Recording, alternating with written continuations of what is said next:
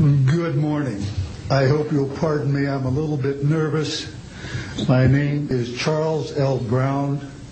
I'm a Lieutenant Colonel, U.S. Air Force, retired, subsequently 7 years with the Foreign Service.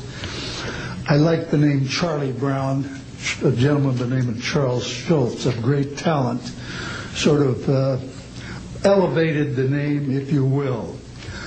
During World War II, I was a young farm boy from West Virginia. I got the patriotic bug, joined the United States Army, ended up flying bombers in Europe, and entered the war transport in the Pacific. Finished college in the late summer of '49, recalled to active duty in the newly formed United States Air Force. I was assigned to an organization called Office of Special Investigations. The Air Force, as most of you know, was formed in 1947. OSI, as a central investigative agency for the Air Force, was formed, I think, in 1948. So everything was relatively new. Needless to say, starting in '47, UFOs were rather new. The Air Force Air Technical Intelligence Center was at Wright-Patterson Air Force Base, and I had my office in a building adjacent to it. And our organization was the worldwide investigative agency for the Air Force for any unidentified flying objects. This lasted for about 2 years. The project name was known as Project Grudge. It was the predecessor to a project known as Blue Book, which Ed Ruppelt headed. During my experience with it, I would collect the data I didn't collect it, it was sent into my office. I analyzed it. As a pilot investigator, I was able to offer some bits of advice to the Air Technical Intelligence people. Now, you might visualize a massive office, but as I recall, we had a first lieutenant, a secretary, and a technical sergeant. That was the essence of Project Blue Book when it started, or Project Grudge, Blue Book, and expanded somewhat.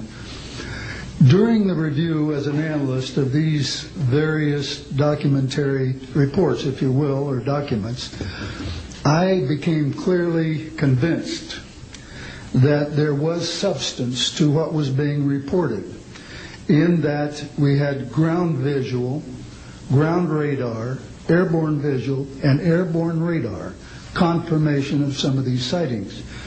The individuals who made the sightings were everything from airline pilots, military pilots, police officers, some of the people that your lives depend upon on a daily basis. These are very reputable and credible people.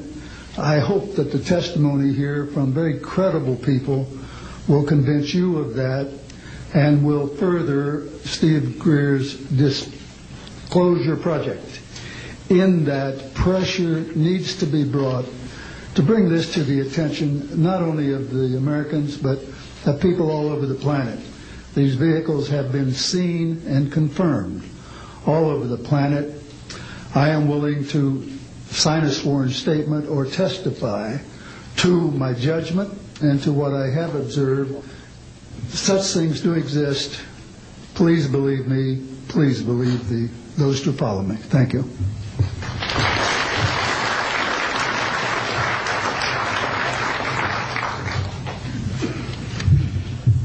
My name is Michael Smith.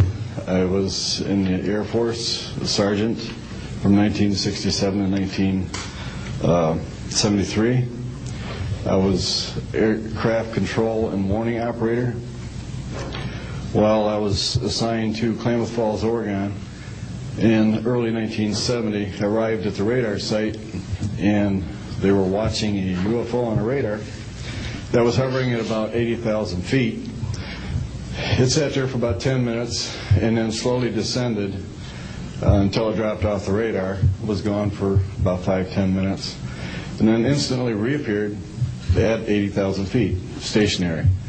The next sweep of the radar, it was 200 miles away, stationary. And it hovered there for about 10 minutes and redid the whole cycle twice more. When I found out what you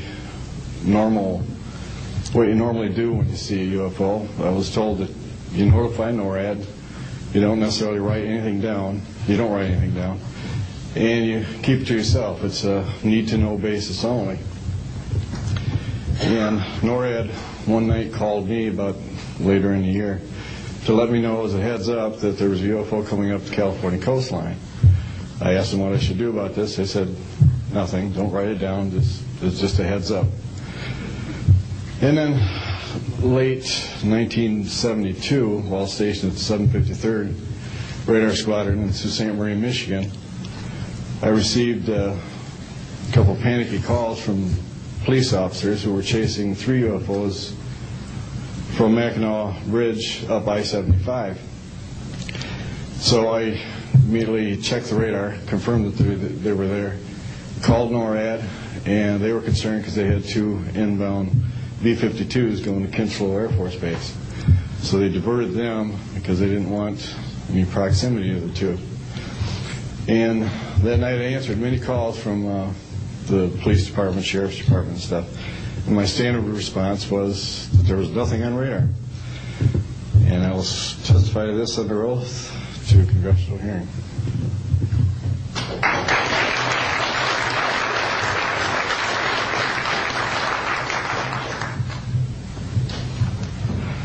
Good morning. My name is Enrique Colbeck. I am a traffic controller. I'm sorry for my English. I'm so scared. I'm not accustomed to talk in front of a lot of people.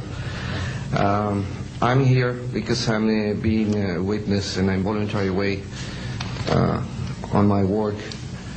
I work in Mexico City as radar controller and the International Airport of Mexico. And I'm going to give an example about this silence that we have in Mexico for several years, and this issue happens a lot of times in my country, unfortunately.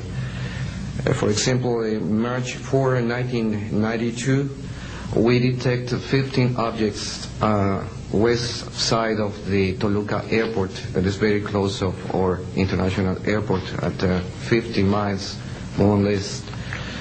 Then July 28 of 1994, we have almost a collision or something that we can name in that way with an international flight, domestic flight of Aeromexico 129, commanded by the pilot Raimundo Cervantes Ruano, that has a trash or something about in his main landing gear in the right leg. That's occurred at night at 10:30 more or less. Then in the next week, the same year, in the same moment, the Aeromexico Flight 904 has another almost collision that was reported for the pilot Corso, the Capitan Corso, at 11:30 in the morning, and we detect that object on the radar. Suddenly, just for a moment. Then the next week we have a lot of silence reported by the pilots that give us information about the weird traffic or something, bright lights and different times, and we detect some of them in that week. But in September 15 of 1994,